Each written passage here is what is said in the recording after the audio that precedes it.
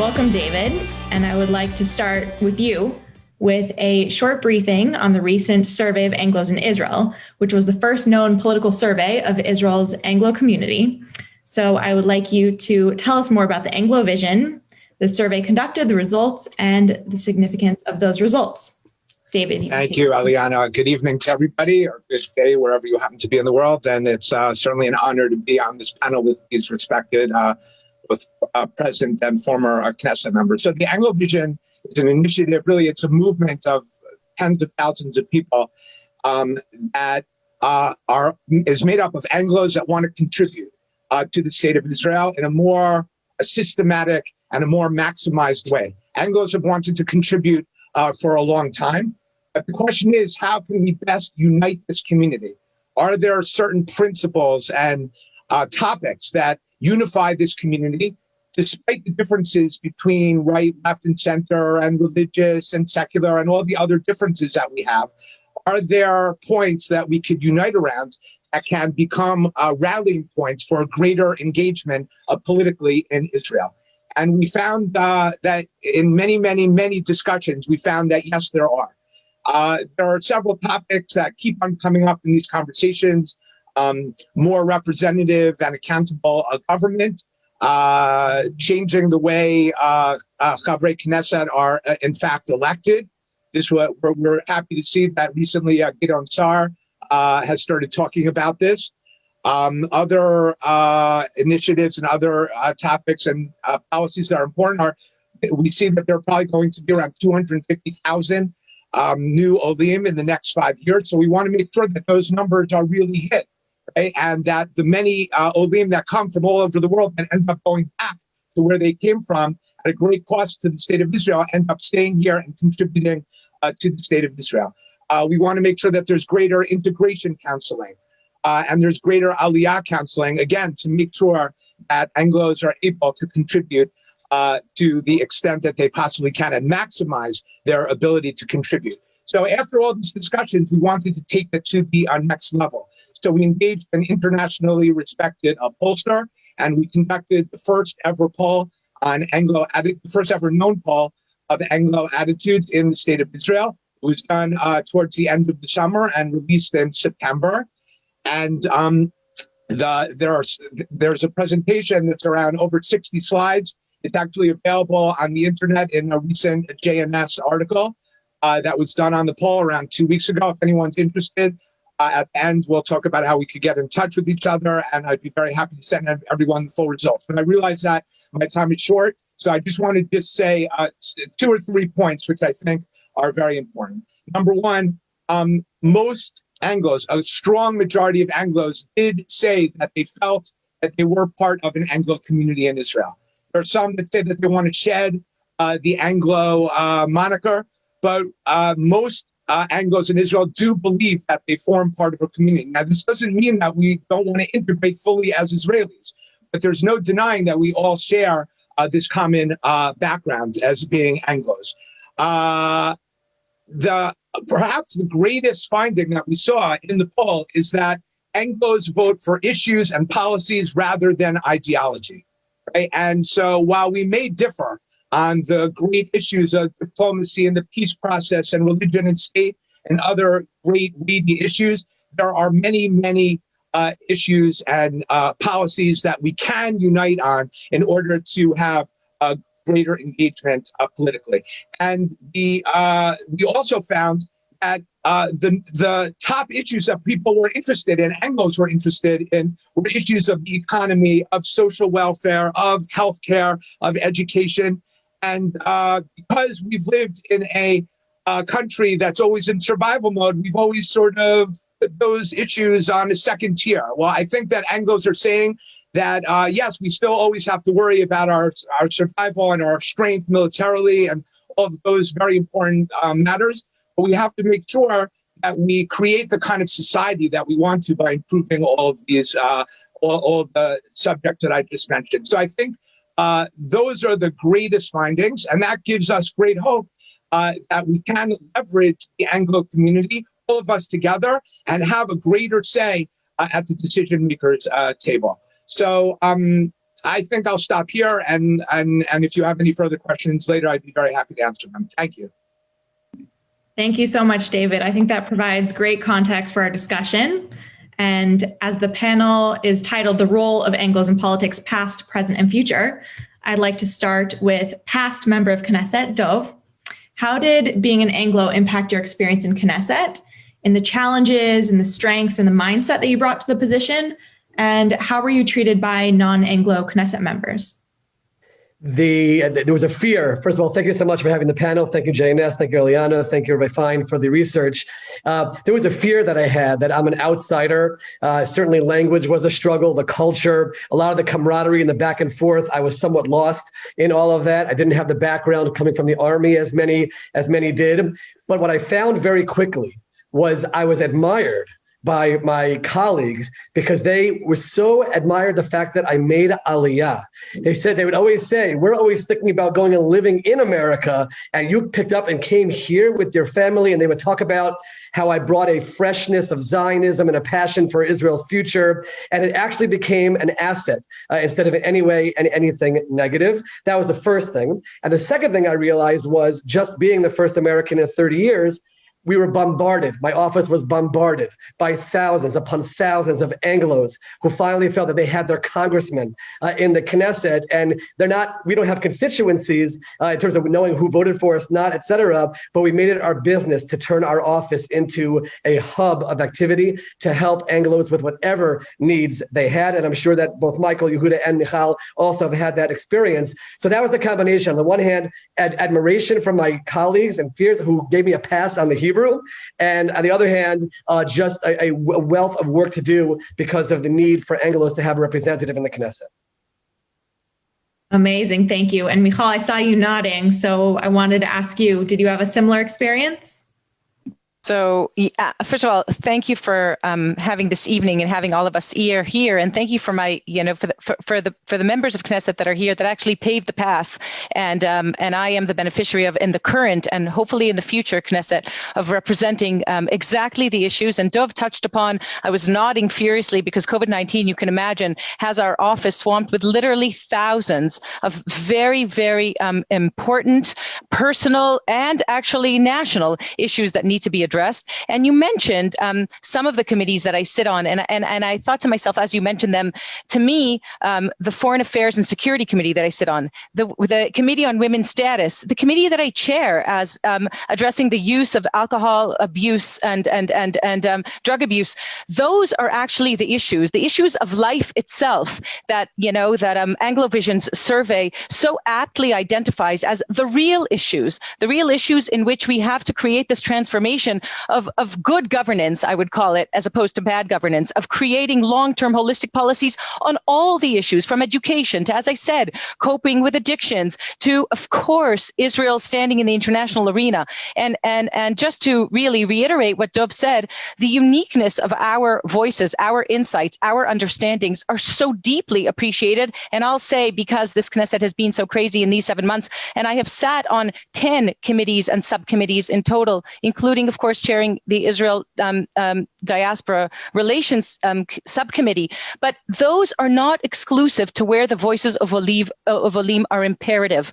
And it's very important that we understand that for the sake of the entire Israeli public, for the sake of Israel's future, for the sake of what I would say our founding mothers and fathers laid down the physical infrastructure, but for the sake of what our role is, which is the spiritual infrastructure at 72, the miracle that is the state of Israel needs the voices of Olim empowered and taking absolute leaning in and taking responsibility, not just ability, but responsibility for leading the discussions, for informing the discussions, for challenging the paradigms, and for bringing what we know to the table in all of the Knesset's work. Thank you. Michael, I'd like to know if you had a similar experience to what Dov suggested, including the language barriers and how you were treated by some of the Sabras and non-Anglo MKs. Now, there wasn't a language barrier for me, but let's say there was sort of a sartorial barrier. I decided that from the first day in Knesset, that out of respect for the institution of the Knesset, I was going to wear a suit and tie every day. Right? Dov naturally wears a suit and tie, and so does Judah. But for me, I decided to actually, dress this way to show respect for the institution. That approach was kind of alien to many members of Knesset. Some of them would come in T-shirts and jeans. I wouldn't do that. I think that I so agree with what's been said already, that Anglos bring a certain sensibility. We also bring a memory. Unlike most communities in Israel, which originated in countries where either the roots of democracy were very, very shallow or no roots at all, we come from societies which have an 800-year history of the development of democracy, of democratic thought, going back to the Magna Carta. And people talk about democracy very, very frequently in the Knesset. They'll say this is non-democratic or that's fascist. They bandy around these terms, and they have a very, very narrow idea of what they really mean.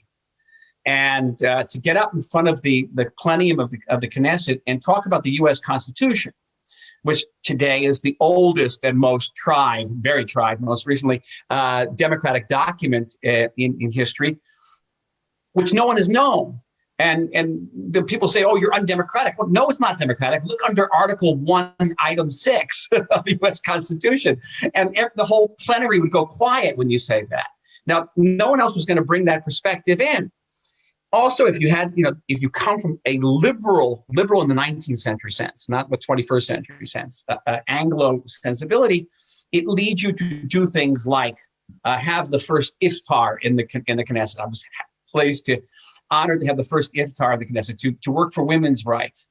And then the specific sort of constituency services, which everyone talks about, which, Michal, when I first talked to you about it, I said, that's the real zchut of being in Knesset. That's the real stuff, is helping people. I was very honored to establish the Shtulah, the caucus for lone soldiers in Knesset.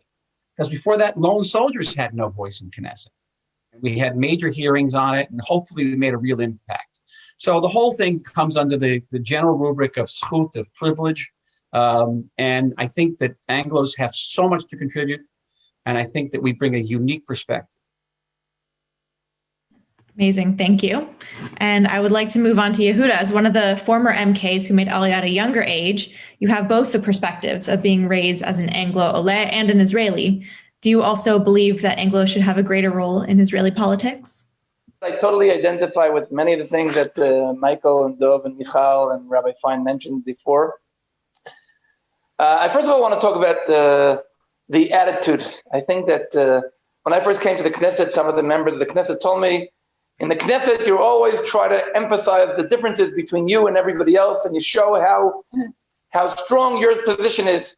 And the ideas of inclusiveness, of Western civil style of dialogue, listening to somebody else, is something that very often in the Knesset is something that's very difficult to find. And I think a lot of our background is very much based on that, and the education I received at home in an Anglo house. And I think that for me, it was important to bring the fact that I think that every single Israeli has visited some kind of institution, either his clinic or his community center or anything else that was contributed by some kind of Jewish federation around the world. But our relationship to the Jews outside in the diaspora was very much ignored. And I think the Israelis don't really know I said Anglo-Jewish communities. And for me, it was very important to bring that voice as much as I could. But I do want to point out, and I put here maybe a little argument with Rabbi Fein, and maybe we'll make this a little bit interesting. I had the privilege of participating when Natan Sharansky and Yulia Edelstein established Israel-Diaspora, and they said the greatest success of their party will be when the party won't exist anymore. I think that, yes, we need Anglos in politics. I think, unfortunately, I worked in the Ministry of Absorption in Misrad HaKlita for many years, and there was a lot of reference to Russian Olim, to Ethiopian Olim, to Latin American Olim, to French Olim, barely anything to American Olim until Nefesh B'Nefesh came around, but it really the lack of community. So I think there is a lack of Anglos in Israeli politics. Mainly, maybe Anglos don't have too much elbows, but on the other hand, I wouldn't want to see an Anglo party. I wouldn't want to see. I think Anglos have to be part of the community. I do hope that Israel's next president will be an Anglo. Yes, thank you. And for those who don't know, Rabbi Yehuda Glick is running for president. Michal, what can be done then to encourage Anglos to interact in the political sphere in Israel? So the first thing that can be done, we're doing right now, Eliana. We're doing it right now in terms of engaging and both engaging with whoever it is that's watching us tonight, engaging with each other, and engaging in a way that really encourages, empowers, and enables these voices to be heard, and also recognizes the tremendous value that they bring with them. And I'll tell you that when Olim reached out to me, and I was able to then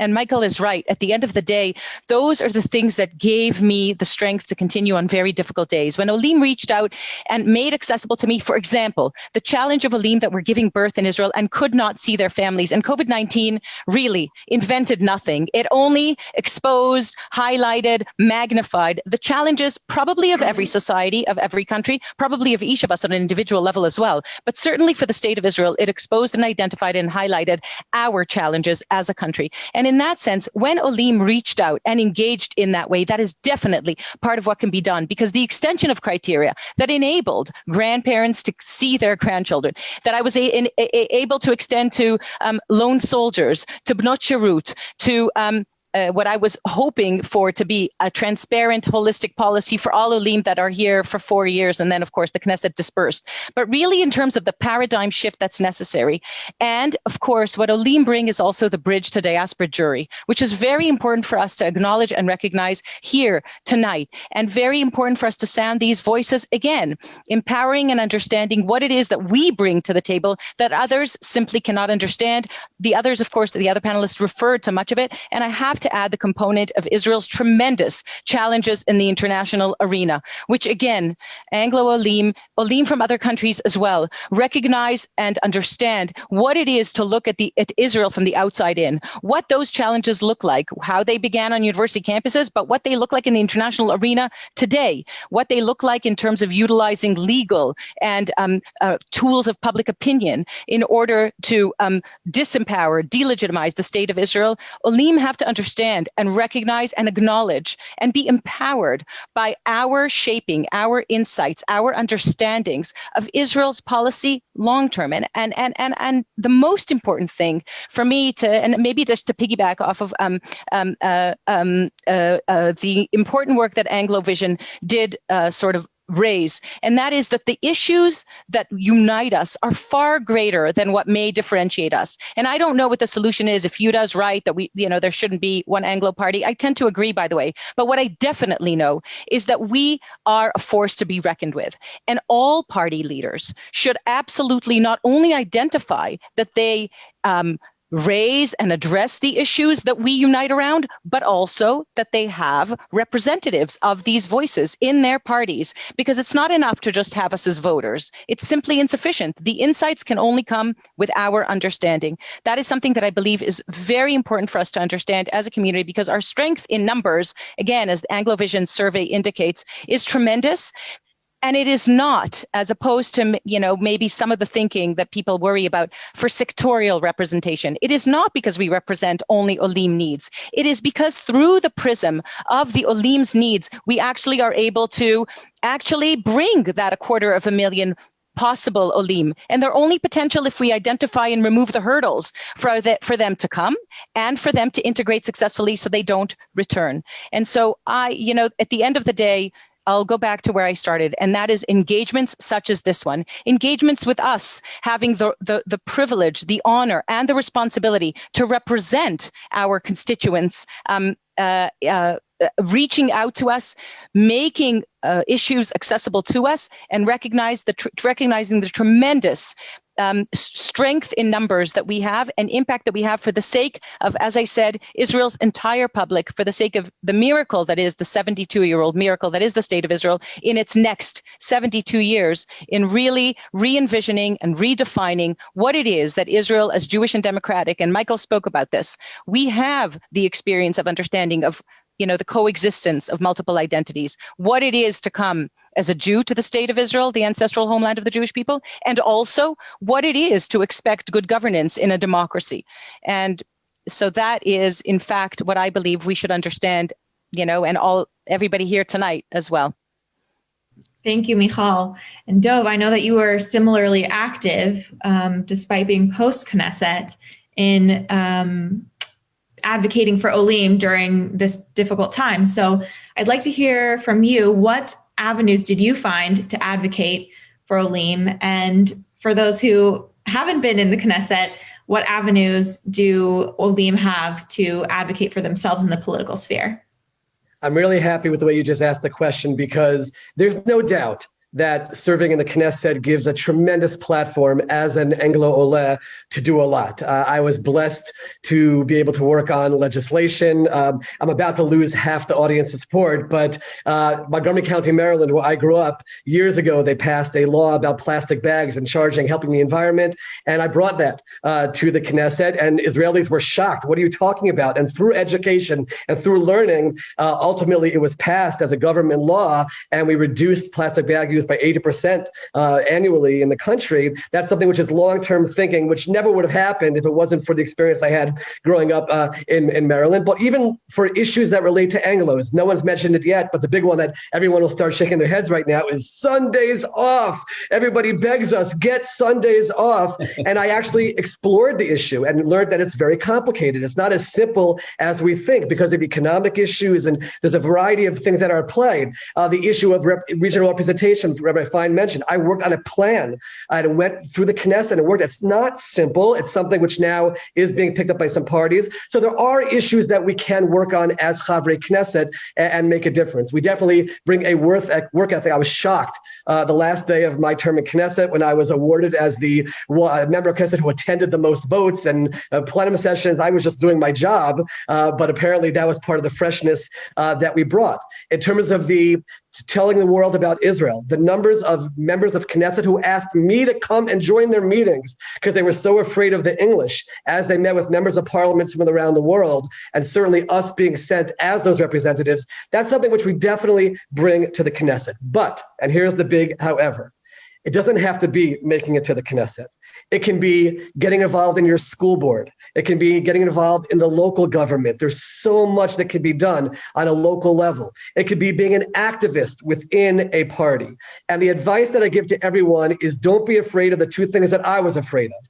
Number one is language. And out of all of us on this panel, that was my number one challenge that they didn't have. Thank God the Knesset gives a budget to members of Knesset to learn a second language. And I made history. I was the first one to ever use that for Hebrew. And as a member of Knesset, I was tutored in Hebrew. Don't be afraid of the Hebrew. Just speak, make mistakes. It's okay. And that way you'll get into it. And also the culture is hard. People are a little bit aggressive or a lot aggressive, and you have to find your way. But get involved in whatever area you're passionate about, and you can make a difference that way. And finally, one of the things that I learned as a member of Knesset was the incredible organizations all around Israel they're the ones that are really keeping Israel going and driving Israel forward. And if there's something you're passionate about, stand up as an Anglo and get it done. Make that your passion, make it what you focus on. So it doesn't have to be only as a member of Knesset. I just listed a few different levels where Anglos can be active. And I hope that everyone will find their own path to be active. You know, Eliana, many Anglo-Olim back home, where they came from originally, they were leaders of their communities and very active. And they find that when they come here, all of a sudden they're squelched and they don't have that voice. So I implore everyone, find that voice, find that path. If we can all be examples of the fact that it can be done, that's great. But it doesn't have to be as a member of Knesset, but every one of you can find that path and make a real difference.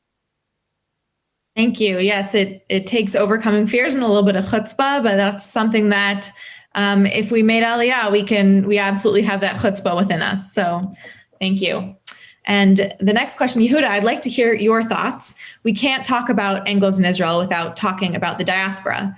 In 2020, a Knesset bill was introduced that would require government ministries to consult with world Jewry on matters directly related to the Jewish people, such as Jewish informal and formal education, engagement in anti-Semitism. Do you believe the diaspora has a role to play within Israeli government? And how would you define this role? Thank you so much for that question. It's really not a simple question at all. On the one hand, I definitely agree that when every single legislation we have to take into consideration diaspora Jewry. I think that many issues that came up in the Knesset, whether it was the kotel or conversion or personal issues, rabbinical issues, community issues, I think the Knesset totally ignores the say of diaspora Jewry, and I think we have to have the say. As a matter of fact, I even thought maybe just today we spoke about Sheldon Edelson. One of the major things he contributed was taglit. I even said maybe there should be a taglit of taking Israelis to America, to Jewish communities around the world to see and learn about Jewish communities. What Rabbi Fein is doing is wonderful. I think Israel can learn so much about what a community is, the way the Jewish diaspora does. So on the one hand, I think we have so much to learn, and we totally, unfortunately, ignore so often our relationship to American Jewry. I can even say that sometimes I heard it from very leading ministers who would say, Reform Jewry, they're disappearing. What do we need? Why should we care about them? And things that I couldn't tolerate. These are Jews, whether we agree how they're living or not. Some of these people have Jerusalem as their core, and we have to make sure they're included in what's going on here. On the other hand, to include them or demand as a legislation that every single legislation in the Knesset to take the word of the diaspora, I'm not sure. There was one time an idea which I think could be interesting to add maybe 10 members of Knesset from the diaspora or something like that. But we definitely should find a way that diaspora Jewry should be heard. And I can just make one more sentence. When I was in the Knesset, I was one of the only Likud members who really could speak English. And I was meeting these groups, and I saw them that my friends from other parties rarely ever met American Jews, whether they're from J Street or they're from Americans for Likud or Americans or even or any other right or left wing American. The ability to directly correspond with diaspora Jewry is crucial, in my opinion. Thank you, Michael. What do you think? Oh, I think a lot. I think people always ask me, how would you define Zionism? And I have a one-word definition for Zionism. It's responsibility. This is the only country on earth in which Jews can take responsibility for themselves. And I don't just mean, responsibility for electricity and the sewers, responsibility for our defense, for our foreign policy. And the big question here, Leon, is what degree does Israel take responsibility for its role and its self-proclaimed role of being the nation state of the Jewish people? And we say we're the nation state of the Jewish people, but what exactly does that mean? What responsibilities does that status bestow on us? Are we responsible only for Jews who move here? Obviously, no. The Jewish people not all moving here. Are we responsible for their physical safety in the Entebbe type way? Are we responsible for Jewish continuity and the quality of Jewish life? And I'm sure that everybody on this panel would agree that yes, that is part of our responsibility, and it is a value-driven responsibility. It's a strategic responsibility. Diaspora Jews account for some 6.5% of our national income, which is roughly our defense budget. And people don't know this. So by alienating American Jews, we're actually endangering our safety. And so it's also our interest, but it goes to the heart of why we're here. And if we aren't here because we live in the nation state of the Jewish people, go back to Maryland or to Montreal or to Brooklyn, Judah, forgive me. This is why we're here. And so by reaching out and creating that sense of Jewish peoplehood centered around the state of Israel, that is our responsibility as Zionists, as Israelis, as Jews who live in this land. Great. I'm curious where this perhaps influence might start and end. Of course, there are some people who even go so far to say that the diaspora Jewry should have a say in what happens in Israel, should have a vote. Dov, what do you think about this? It's a question which comes up throughout our travels, and I think all four of us will have had this experience. I try to draw the line. Certainly, I want to be a listening ear, and we hear all Jews, and we certainly hear the complaints about them feeling that their voices are not heard in Israel. There are settings when it gets hot and heated where I will sometimes actually say, just reminding everyone that if you do want to, the state of Israel welcomes you as a citizen, and you can come there and vote and really have your say. And I think it's important for that message to always be there. But I think it's wrong when we say we're not willing to listen to what you have to say, that you don't have a right to speak your voice. I actually drew a line differentiating between security-related issues and Jewish peoplehood-related issues, because I felt I was not always the most comfortable to hear very strong voices against Israel's security policies from those who are living abroad, whereas I could actually feel the pain tangibly of Jews abroad as they described how they did not feel welcome in the Jewish state of Israel. And that, to me, is something which we really have to be more in tune to. And, when I sat in the 19th Knesset, I literally felt like I was one out of 120 who understood what that meant. And I think that that's something which all of us share on this panel. And that's something which we have to work on more, getting Israeli leaders to all across the spectrum to understand how important it is to hear those voices, how important it is to understand that the decisions that we make here, which very often are just politically oriented and trying to flex our muscles on a political level, are having real life implications for an 18 and 19-year-old in America or in any other country who loves Israel so much and is willing to go to bat for us, but doesn't feel like we're doing the same for them. And I think that we have to do a better job of explaining why that's so important. Certainly, building off of what Michael said about, it says it in our Declaration of Independence that we're here for Jews all around the world. And to really understand that today, and I'll end with this point, from my perspective, Israel is the saving grace for a diaspora Jewry. This is the one thing in a world filled with assimilation and pressures against being Jewish that really can rally Jews together and say, I'm proud to be a Jew, and also could be the one thing that unites all Jews in the diaspora together, where they can put aside all their differences, but say, we're here for the sake of Israel. So it definitely has to become more of a priority, and that's something which we can do an even better job of bringing to the attention of the leaders within the Knesset and the government. Great.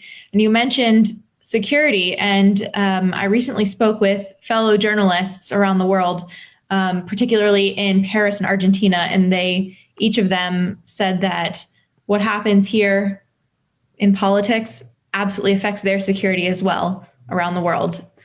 So it's absolutely a fascinating discussion. Michal, in the 23rd Knesset, if this came to a vote on this bill, what would you do and why?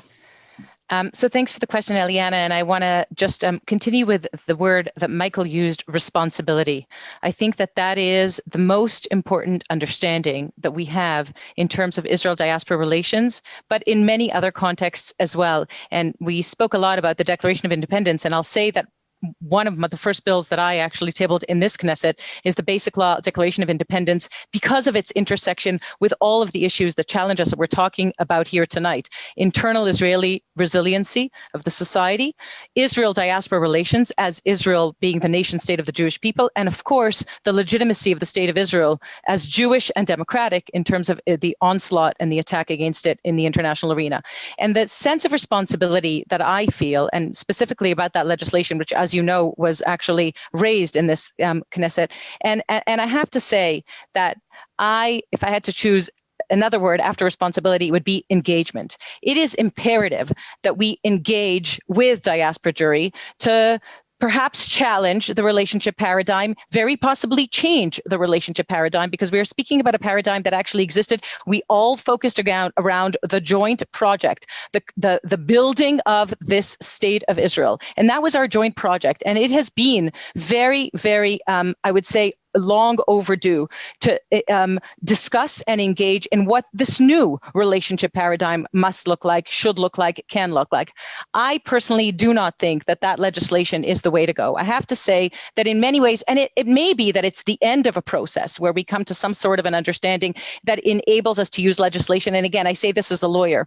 I don't think that legislation in many, many ways solves issues or resolves challenges that demand engagement of this kind, authentic engagement. And as the chair of the Israel-Diaspora Relations Committee, as bringing in, for example, the 40 JNS, most influencing, I forget the exact name that you honored us with, but bringing 40 people that were on that list into the room, into the Knesset, for them to be acknowledged by the Knesset, in the Knesset, or bringing in communities that are addressing, whether it be students that are addressing the challenges of anti-Semitism on campus, or whether it be the communities in UAE and Bahrain that are affected by the Abraham Accords and the paradigm shift as we see it.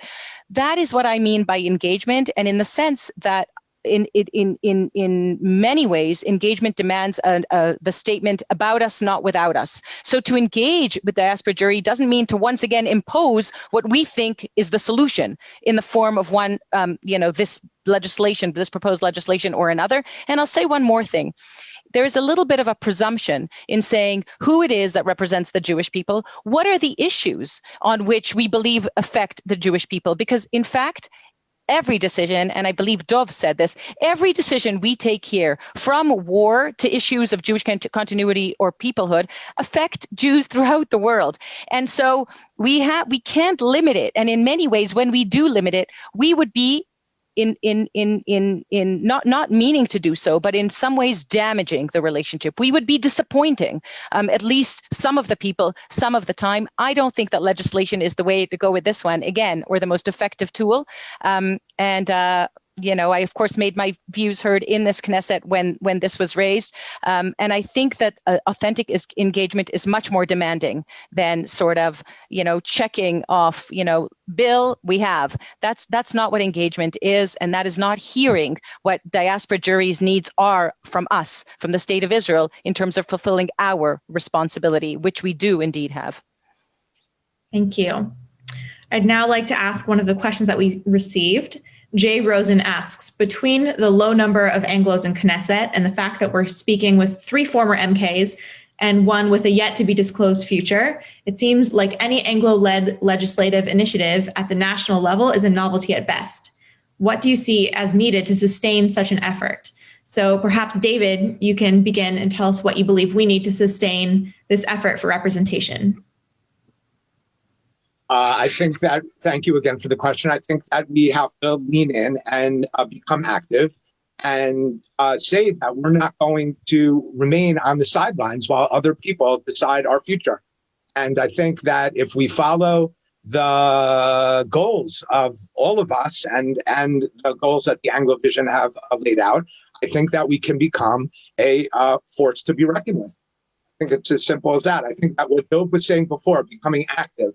I meet too many Olim that feel that, I made Aliyah, so it stops here, right? I've already done the great heroic act. I mean, it's a great heroic act of making Aliyah, but now I'm going to let other people decide what our future is going to be. We all have a role in creating the bright you that Israel will have. I just wanted to, if I just could take a second to respond to something Yehuda said before, that Yuli Edelstein and Natan Kremke said that the best success would be for their party to disappear. I very respectfully disagree with that. If I could just take a second, I think that there is like I said before, I don't think there's any inherent contradiction between being two things. There's a very well-known book Jim Collins wrote for Built to Last. My father had me read this when I was a very young child, and he pointed out this idea, which I think is so important, right? Jim Collins says that we should say no to the tyranny of or and embrace the genius of and. I always think that we have to make a choice of or, and we're either an Anglo or we're an Israeli, right? But the word and is what is most important, the genius of the and. We could always be both without there being an inherent contradiction. Thank you. And looking towards the future and the coming elections, Michal, what is the best way to make sure that issues for Olim are addressed in the future Knesset? So first of all, it's been a complete honor and responsibility to raise these issues, to represent these issues, and to represent the incredible number that Anglo Vision survey shows us of 250,000 to 350,000 Olim that are basically united around these core issues. What's needed is, as David actually said, is for those voices to lean in, for those voices to say, we expect to be heard. We demand a stake in this. And in order to do that, and in order to continue serving, it's basically to not only serve in the past or present Knesset, but in the future Knesset. For that, we of course must have the support of all those listening here tonight and beyond, and understand that I would say it's not only we spoke about the multiple identities and the ability to bring those diverse voices or viewpoint diversity to the table. Those multiple identities, the Jewish and democratic, David spoke about and in another context. Those multiple identities, they coexist in each of us, usually harmoniously, and even when there is disharmony, we can live with it and we know how to resolve it. And that is where I believe the Jewish and democratic state of Israel needs us to lean in, needs us to continue serving, and I will be honored to continue representing and serving these issues, these voices in the way that we've done. And I want to just point out, as I look at this panel and at my incredible friends that are here with us, you have to remember that we actually come from four different parties. We each represented four different parties. And yet, if you look and listen to the voices that have been expressed here tonight, and that is something that I think actually reflects what we're trying to say to the audience and to all Anglo Olim out there. In fact, we are singularly united around so much more than may differentiate us. And it is imperative to recognize that and really give strength to the representatives that we have in Knesset. And the one more thing, and I do agree with Dov that there are so many places to get involved. And what we call the third sector and the incredible contribution to Israeli society, not only in the third sector, of course, in the professional sector, entrepreneurial sector, the business sector, so on and so on. I think it's time for us to recognize that we need to trickle up, that our voices must trickle up, our understanding, our insights into the political decision-making tables, that is really the way to affect change. Of course, we need everybody here to support that and to back us and to lean in and really unite around the issues that we have spoken about this evening. Thank you. And we will take another question. David Levine asked, how did you feel about having to give up your American citizenship in order to serve? So, Yehuda, I saw you smiling. Well, first of all, every one of the people here who had American citizenship had to not only give up their citizenship, we also had to pay $2,500 in order to do that. And American and Canadian. Really, but it was an interesting experience to stand there in front of the ambassador or the consul representative and swear and take the oath, and it was a serious business. But it was something that we did. But I wanted to point out something before you continue. And first of all, I really want to thank you for organizing this panel tonight. It was so important just for the very fact of people feeling to be belonging to something. Because lately I've been following up very much the data, which very worried me about the amount of new American or Olim from Anglo countries who shortly after they come go back. And this one of the major questions and one of the major issues that brought up. We spoke a little bit. We started speaking about Anglos, but suddenly we went to speak about the Jewish diaspora. And I think the need to have Anglos feel belonging here and belonging to each other and being part of a community is extremely important to make sure we get the Olim to stay here. So yes, giving up our dual citizenship was something that was symbolic, and I respect the symbols, and I respect that the Israeli Knesset demands you to be with only an Israeli citizenship. But I always felt that I represent the Anglo community, and I wanted to just maybe one example. I recall one painful small demonstration against the Rabbanut when Rabbi Haskell Luxstein's Giur was not recognized. And I said, here we have a Jewish, American Jewish leader in America who's here in Israel, the rabbinate doesn't recognize.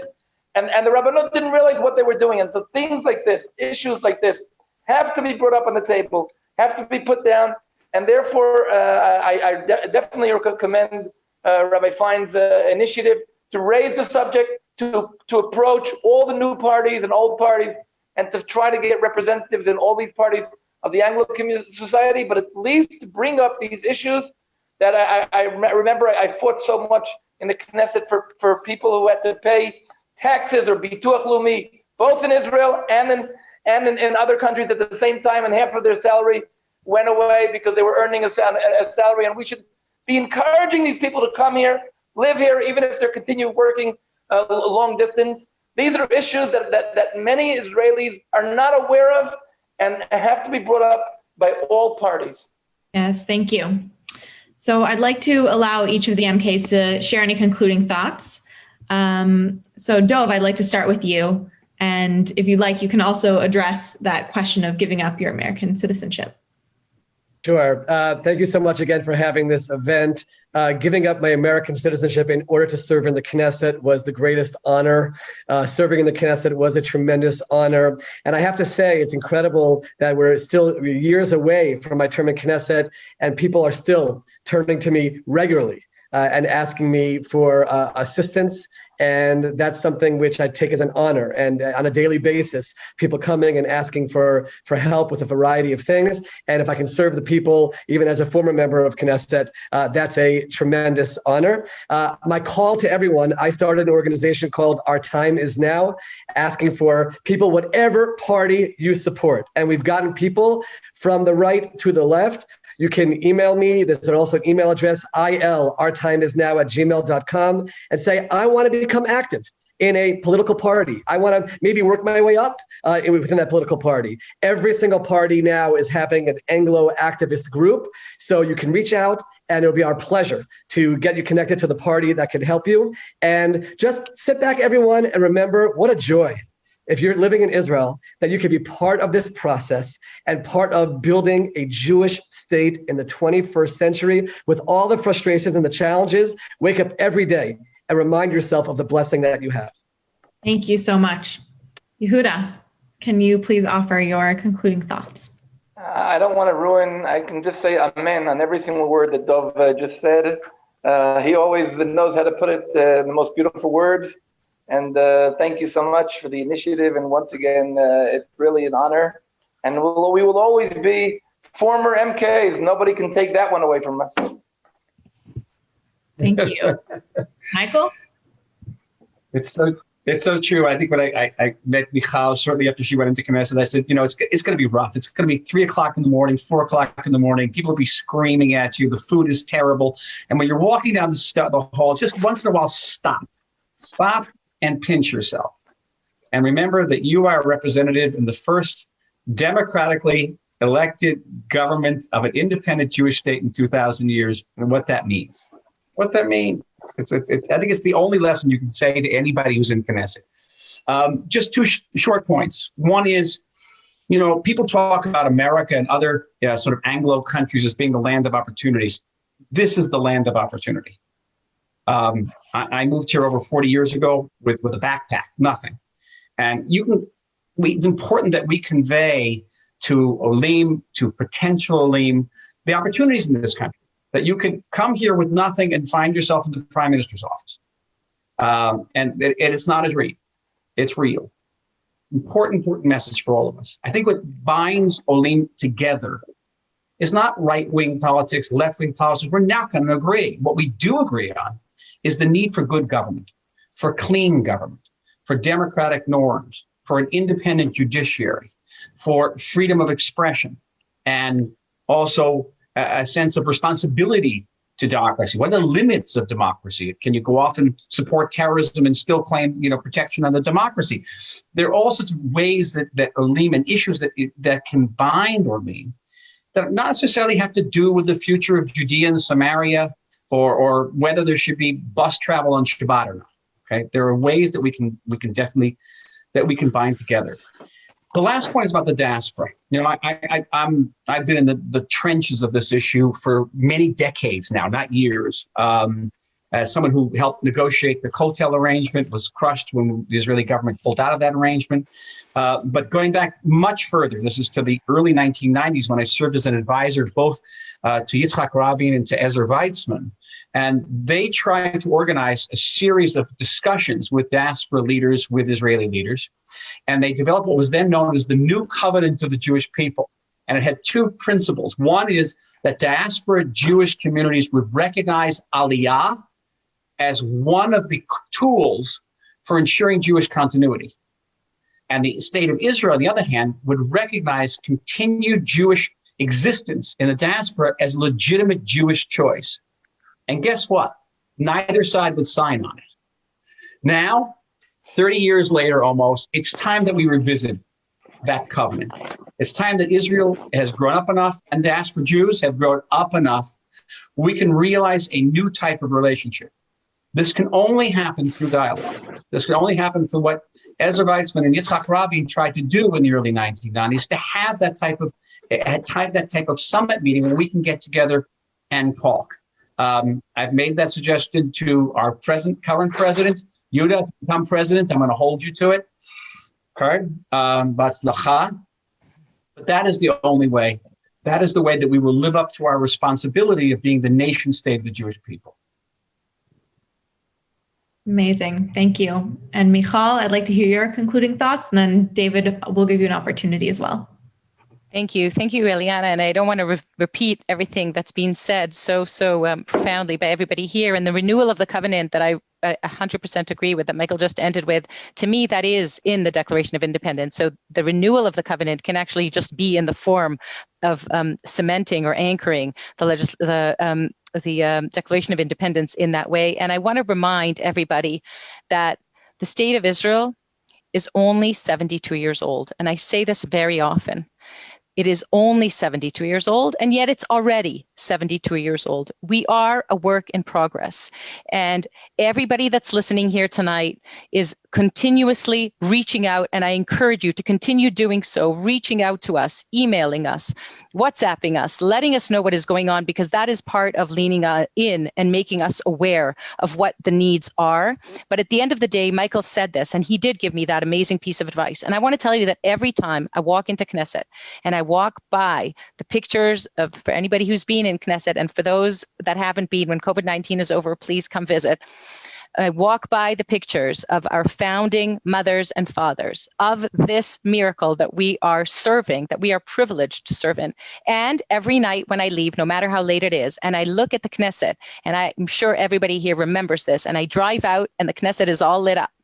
And that's the moment that it strikes me every day that I have just left another day of incredible, important, significant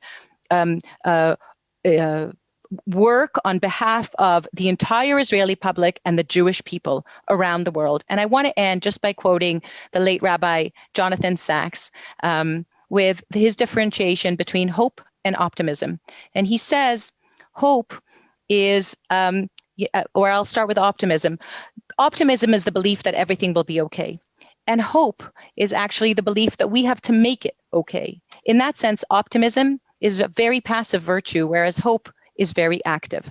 And it takes no courage to be an optimist, but it takes a lot of courage to have hope. And that is the message that I would like everybody here to understand, that we are, and of course, that is our national anthem, right? Hatikva. And to continue igniting that sense of hope, it takes a lot of activity. It's a very active hope, and it takes a lot of courage to be hopeful. And I feel very blessed that, first of all, I've had the chance to, be on this panel tonight with, as I said, people who paved the path for my present service and hopefully future service of both the Israeli public and the Jewish people. And everybody here on this call is really, or on this Zoom, is really, really a part of this mission. And it is our collective mission. So thank you, JNS, and thank you, Anglo Vision, for the opportunity. And thank you, everybody else, for sharing your thoughts and your insights. Thank you. David? Thank you, Eliana. I just want to say two things for the record, and then I'll conclude. Number one is If you would like to be in touch with us, if you would like to see the survey results, we have a very active Facebook page, over 10,000 people on our Facebook page, and our email address is theanglovision@gmail.com. We very much welcome your input if you want to contribute and make Israel greater in this way. And I also just want to say for the record, it was suggested before, so the Anglo Vision does not necessarily advocate the creation of an Anglo-only party. I just want to say that for the record. But I think that one of the most important things that was said here tonight was said by Michal, and that is that we all agree on so much more than what divides us. And I think that if we start voting in that kind of way, right, where we vote for policies and issues rather than these gigantic ideologies, I think that we may see a better Israel in the future. If we vote about greater Aliyah and fighting BDS and even 6 to 8 Sundays off a year, if we think about voting in that way, instead of for the next new Messiah, instead of for yes Bibi, no Bibi, I think that we will find that we can unite around these principles that we have found in our survey. So thank you. It's really been an honor to be on a Zoom with 4 real heroes of the Jewish people. And I'd like to thank JNS for co-sponsoring the evening. Thank you so much. Thank you. And I agree. This has been a fascinating discussion. Thank you to the more than 60 people who submitted questions. And I sincerely apologize we weren't able to get to most of them. But I ensure that there will be future opportunities to ask those questions. Thank you to everyone at home for joining, to our speakers, and again to JNS, Jewish News Syndicate, to Rabbi Fine, and the Anglo Vision. Laila Tov. Laila Tov, everybody. Laila Tov. Thank you. Thank you. Shalom from Jerusalem. Laila Tov.